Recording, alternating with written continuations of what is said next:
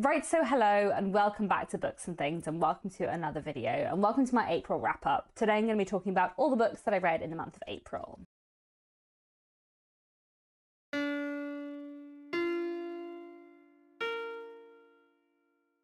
So April was not my best reading month ever, by which I mean I actually read like quite a decent amount, but I was hosting the TBR Clear Out Readathon in April, and I didn't read as much for that readathon as I had wanted to. It just ended up being quite a busy month. Also, while I did read 11 books in April, I read like half of them in the last few days of the month when I had some time off between freelance jobs, and the rest of the month was not a month in which I spent a lot of time reading. So there we go. Suffice to say, I did not tick off all the prompts for the TBR Clear Out Readathon. In terms of what I read in April, before I get into the books, I will quickly do a goals check-in because I have been enjoying doing that at the start of my wrap-up this year in terms of my like 4 main goals for the year. So one of my main goals is to read all of the works of Anthony Trollope this year.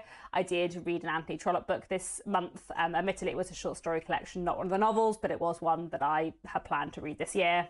I also am trying to get through the 19 books that had been on my TBR for the longest at the beginning of 2025, and I read 2 of those books this month, so that's good. I'm also trying to read more from around the world and more in translation, and this month I read books from 4 countries, the UK, the US, Sudan and Japan, and I read 2 books in translation. So let me get into the books that I've read, and we will start off with the Anthony Trollope book, which I guess is just the tradition now in my wrap-ups because I do read some Anthony Trollope every month.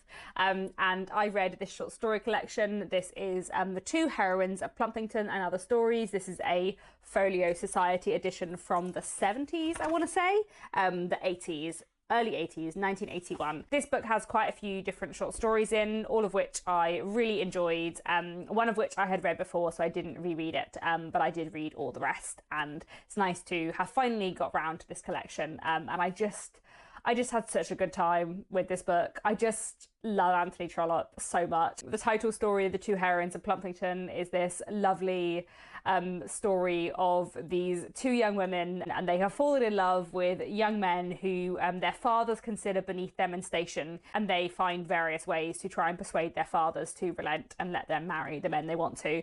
And then there are various other stories in here. I also really enjoyed The Man Who Kept His Money in a Box, which is a story of a man travelling, and he encounters this family who claim they have this massive fortune in this box, and then the box goes missing, and everything kind of goes on from there, and it's just very, very funny and very entertaining. And I just think Anthony Trollope is such a great writer, and I just have like such great fun with everything by him. So this was great. Looking forward to reading more Trollope as the year goes on. Talking of Victorian literature, one book that I started in April but didn't finish, and I'm not that far through, is Wives and Daughters by Elizabeth Gaskell. I'm listening to this on audiobook. It's a really great audiobook. I've read this book several times before, and I've listened to the audiobook, in fact, several times before as well. But Art from Bookshelf Odyssey was hosting a read-along in April, so I thought I would try and take part. I didn't end up getting through that much of Wives and Daughters, but I read like a quarter of it, maybe a fifth of it, and I think I will just keep this as my reread audiobook for a couple of months. I quite like having a reread audiobook on the go for when I want to listen to an audiobook, but I know it's not going to be my main focus, you know, if I'm driving or doing like admin stuff, I guess. But I do have to say that I'm absolutely loving my reread so far. Wives and Daughters is one of my favourite books of all time. I just love it.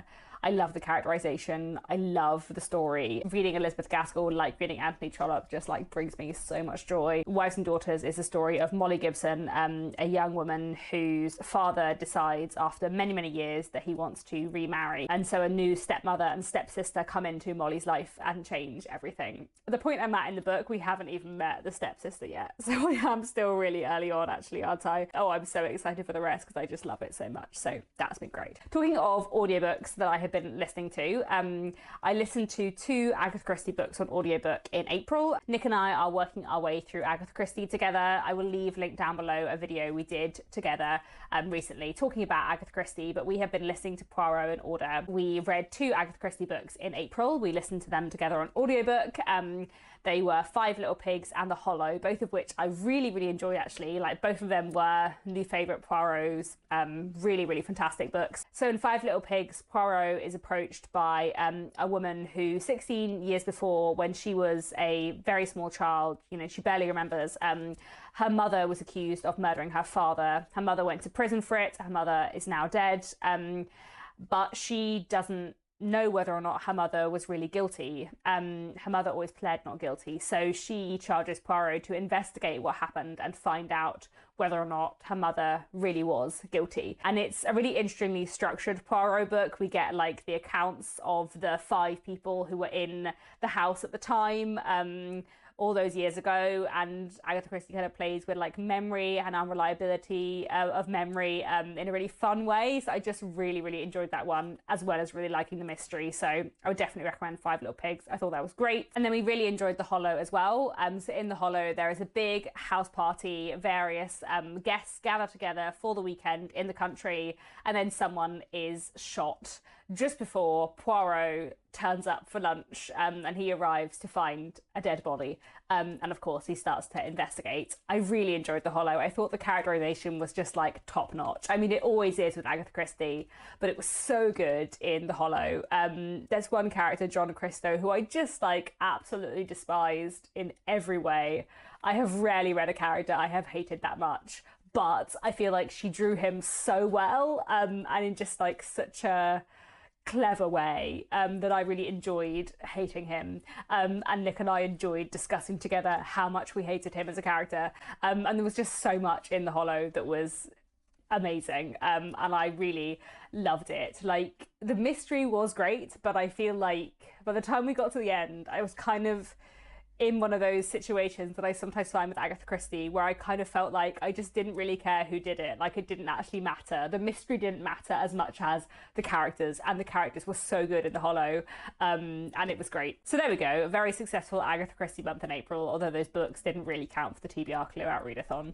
Although, on the other hand, I do intend to read all of Agatha Christie's books at some point, so maybe they are on a different kind of long-term TBR. Then moving later on into the 20th century, I also read this month The Glassblowers by Daphne du Maurier. This was the historical fiction book club pick over on my Patreon, and I enjoyed this one a lot. Not a favourite Daphne du Maurier, but really interesting. So this book is a work of historical fiction published in the 1960s, but set during the French Revolution, and it follows the fortunes of one family, one woman and her siblings during the French Revolution, and also sort of the decades before as well. And the family are based on Daphne du Maurier's own ancestors in France. There are so many things that I loved about this book. I thought there was some absolutely incredible moments, some really interesting characterization, and I really found it fascinating to look at how Daphne du Maurier examines the French Revolution and how she kind of uses various siblings of the main character to like represent different elements of the French Revolution and different elements of people within the French Revolution. I thought that was really interesting. However, the book spans quite a long period of time, and quite a lot of it is very zoomed out, and we get quite a lot of like historical detail, almost like lacking narrative, and lacking character engagement, I suppose. So I feel like the bits that were really zoomed out, I wasn't enjoying as much. And then sometimes you get like really intense emotional scenes, sort of proper moments that feel really grounded and where we're really following the characters sort of second by second, and those bits felt sort of really intense and powerful in the way that I have come to expect from Daphne du Maurier's writing. So I loved those sections. I mean, like chapter 16 was like one of the best chapters I've ever read in a book, but the book as a whole didn't always live up to that level of intensity. I really enjoyed it, thought it was really interesting, but as I said, not a new favourite Daphne du Maurier. I think if you're going to read some Daphne du Maurier, then Rebecca or My Cousin Rachel are the way to go. The other one I've read by her is Jamaica Inn, which I didn't love either that much, but Rebecca and My Cousin Rachel are so good. The Glassblowers is really interesting though, and I think if you love Daphne du Maurier, or if you are really interested in the French Revolution, then you might find this interesting. I found it especially interesting to read after having read Le Vendée by Anthony Trollope earlier in the year, which is another work of historical fiction set during the French Revolution, though this one from the Victorian period, and it was very interesting to see the very different ways Daphne du Maurier and Anthony Trollope look at the French Revolution with their different personal perspectives and also in their different time periods. But yeah, really interesting novel. There we go. Then the other modern classic I read in April was this. This is Season of Migration to the North by Tayeb Salih, translated from the Arabic by Dennis Johnson Davis.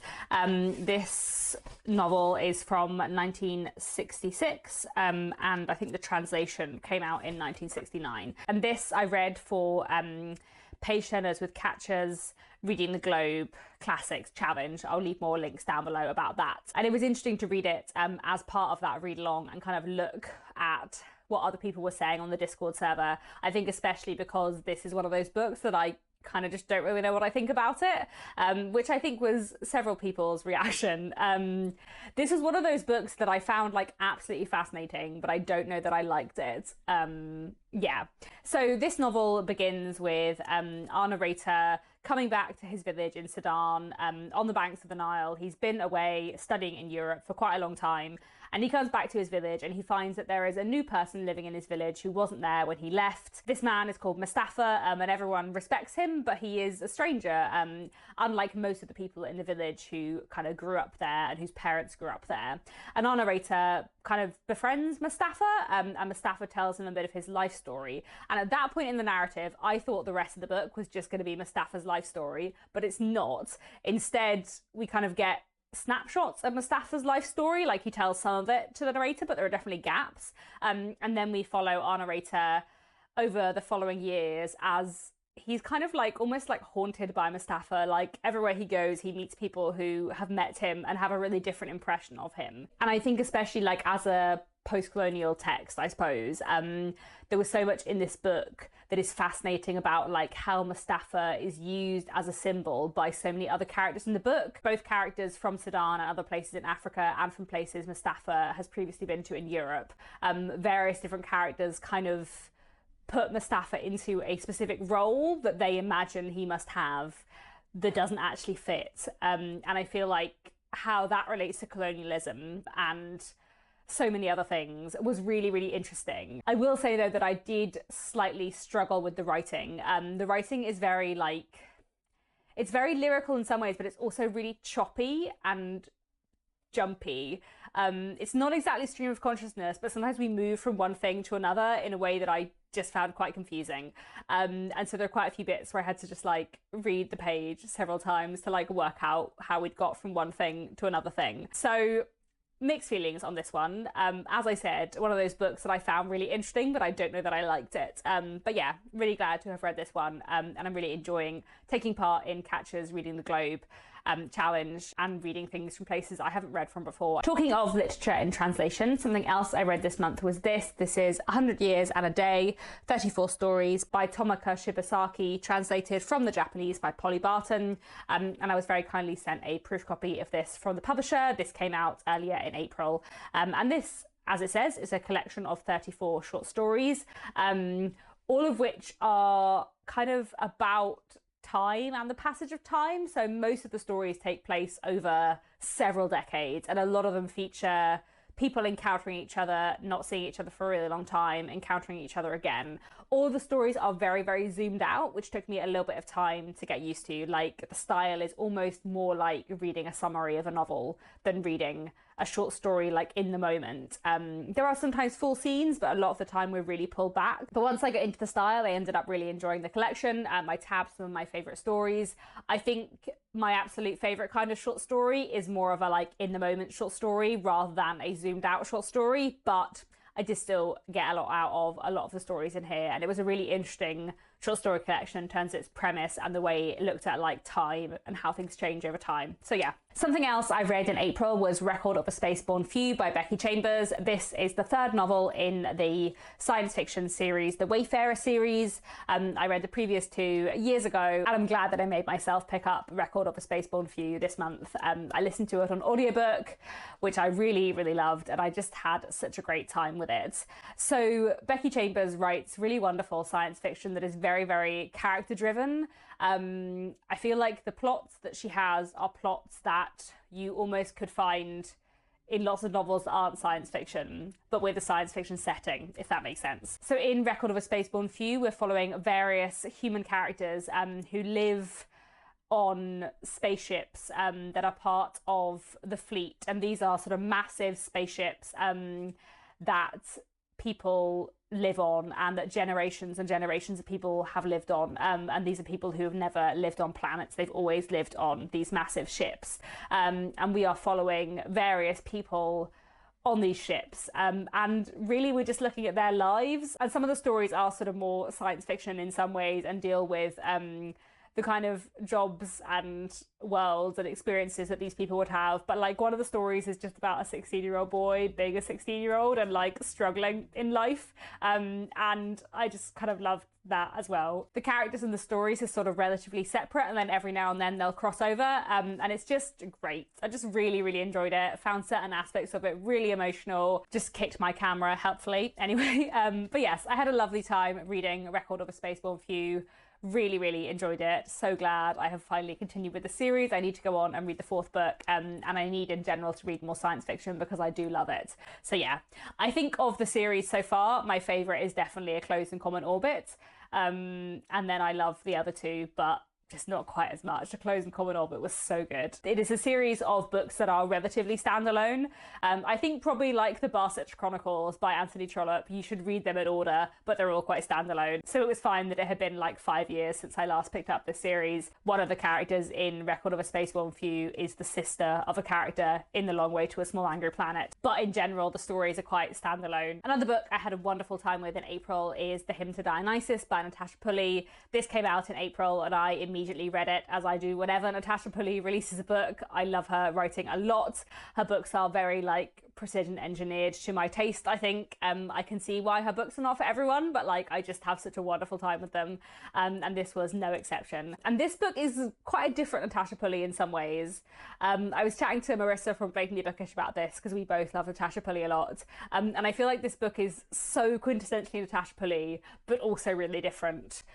How do I explain that? So this book is a Greek myth retelling set a decade, I guess, after the Trojan War, and we're following a young knight called Phaedros living in Thebes, and many years ago he had a strange interaction with someone who he thinks might have been a god, and then many years later, in a sort of moment of despair almost, he ends up leaving a note at a temple asking this god to come, and then a man called Dian Isis turns up in Thebes and weird things start to happen, and it's quite weird. Like, a lot of strange things happen and you just kind of have to go with it. It is the weirdest of Natasha Pulley's books so far, and quite a lot of her books are quite weird, which is one of the things I love about them. I just loved reading this, as I always do with Natasha Pulley's books. I love her writing.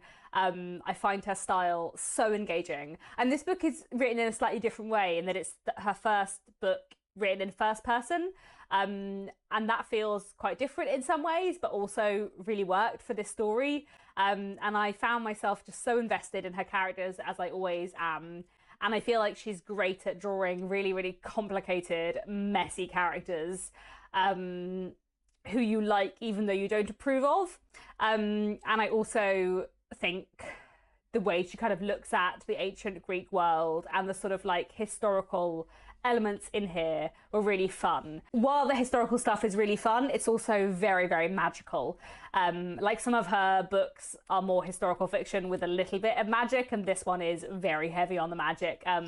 It is quite a magic realist book, but I really enjoyed that a lot too. Whenever I read a book by Natasha Pulley, just as whenever I read a book by Anthony Trollope, I just have like such a great time and so much fun. Another book I really enjoyed in April was The List of Suspicious Things by Jenny Godfrey. I listened to this on audiobook. I've been meaning to get to it for ages, and I really enjoyed it, and I'd really recommend the audiobook as well. So it's set in 1979 in Yorkshire, and we're following a young girl, 12 years old, and her coming of age story really, but she's coming of age at a time when the Yorkshire Ripper murders are happening, which, if you're not from the UK, you probably don't know, were a series of murders that took place in the late 1970s in Yorkshire that were really famous and went unsolved for a long time. And growing up in this atmosphere where there is this fear about violence, and especially about violence towards women and girls, that really impacts our main character. And she decides that she wants to solve the mystery, she decides that she wants to catch the Ripper. And so she starts a list of suspicious things and starts investigating people in her neighborhood. And obviously, because she's 12, what she thinks is suspicious is not necessarily what actually is. So there is a sort of like crime mystery element in the book, but it is really mostly a coming of age story. And we're following our narrator, but also various other characters around her. We sort of see from the perspective of the adults in her life and the adults in her neighborhood as well. This book reminded me a lot of The Trouble with Goats and Sheep by Joanna Cannon. I think if you read that book and loved it a few years ago, you will really, really love The List of Suspicious Things. I feel like they have been marketed quite differently because of the sort of like different trends in publishing at the time, basically. But I think if you liked one, you will really, really love the other. I really loved The List of Suspicious Things. I thought it was so emotional, so engaging, so many great characters, and it's such a great coming of age story, but also such a great like frame to a coming of age story, and all the other elements in it worked so well. I'm really glad I listened to the audiobook as well. It's very well done, different voices for different characters, and all in a Yorkshire accent, which I think does make a difference. Like, the book is very much about Yorkshire, and I think hearing it read in a Yorkshire accent is great as well. So yeah, I really, really loved The List of Suspicious Things. Definitely one I would recommend. It's had a lot of hype, and I feel the hype is deserved. Another book I read and loved in April was Mother Naked by Glenn James Brown. This is a book from the Walter Scott Prize longlist. Sadly didn't make the shortlist, but I wish it had, because I thought it was fantastic, like absolutely fantastic. I will leave link down below the like separate review video I did of that and 2 other books on the Walter Scott Prize long list that I read back in March. And I just had such a good time with Mother Naked. I thought it was fantastic. So it's a really fun novel. It's also very, very dark, but it's also really fun. And it's told in this quite unique style. So the whole book is a monologue. Mother Naked is a minstrel, a gleeman, a travelling bard, and he arrives at Durham Cathedral and begins to tell a story. We have kind of like 3 strands. So we have the like present moment in which Mother Naked is telling the story and interacting with the people around the cathedral. We don't get their responses, we only get what Mother Naked says, but we still get like a decent sense of what's going on. We also have the story that Mother Naked is telling of what happened to a village 40 years ago, how everything went terribly wrong there, and how it has resulted in this kind of ghost story, and he's telling the story of what really happened there. But he often goes on tangents, and throughout those tangents we learn more about his friendship with another gleeman, another performer called Pearl Eye. And so we kind of have these 3 different narratives like woven together in just the best way. It's one of those books that sneaks up on you and how clever it is. And for the first half of the book I was like, I'm really enjoying this, having a good time, really, really interesting, but you know, not an absolute new favourite. And then in the second half of the book I was like, oh, I see what you're doing. It's great. And I just thought it was fantastic. The ending was so good. And I thought the themes were just so masterfully handled. And I just loved it a lot. So I'd really, really recommend Mother Naked by Glenn James Brown. It hasn't had enough love, and it's fantastic. And just like a really original, fun, clever work of historical fiction that I would definitely recommend. I feel like I never said when it was set. It's set in like the 14th and 15th century. So the like present moment is in the 15th century. The 40 years before is in the late 14th century. That would probably be helpful to know, wouldn't it? But yes. It's so good. It's so good. Then the final book I read in April was The Awakenings by Sarah Main. This is a work of historical fiction that has been on my TBR for a couple of years, so I'm glad that I finally got to it this month. So this book is set in the 1890s, and in the 1890s we're kind of following the connection between 2 people, a young woman called Olwen, whose father and brothers have recently passed away, leaving her in a sort of spiral of grief, and the other main character is a doctor who encounters her at the very beginning of the novel after she's suffered from a dizzy spell, and he kind of starts to look into her symptoms. And as her symptoms emerge, it becomes clear that something quite strange is going on, because Olwen, in the midst of her grief, starts having very, very realistic dreams about the Anglo-Saxon period, and the lines between her and a particular woman in the Anglo-Saxon period start to blur. So this book is historical fiction, but with a big supernatural element, very like past lives vibes, I suppose. If you've ever read anything by Barbara Erskine, this kind of reminded me of her books. I thought there were a lot of really interesting elements in here, especially kind of the way it looked at like 1890s medicine and understanding of, and indeed lack of understanding of, mental health how people were diagnosed with hysteria, that kind of thing, I thought was really interesting. I will say that overall, I don't think this is my favourite kind of gothic historical fiction. The past lives element didn't necessarily work as well for me as I think it might work for some other people. And because Olwen is, I suppose for a want of a better word, possessed by a person from the past, it's kind of makes it harder to know her as a character, I suppose. But in general, I had a good time with this. And like I said, it's been on my shelves for years, so I'm glad that I finally got to it. Filming this video, I do feel like I actually read a lot more in April than I felt like I read in April. I think because my reading was quite condensed into small bits rather than being throughout the month on a level, I therefore felt like I hadn't read very much. I felt like I didn't spend as much time reading in April as I wanted to, but actually talking them through, I do feel like I have read quite a lot. Anyway, that is all for now. Do let me know down in the comments, did you take part in the TBR Clear Out Readathon? That's all for now. Thanks very much for watching, and I'll be back very soon with another bookish video.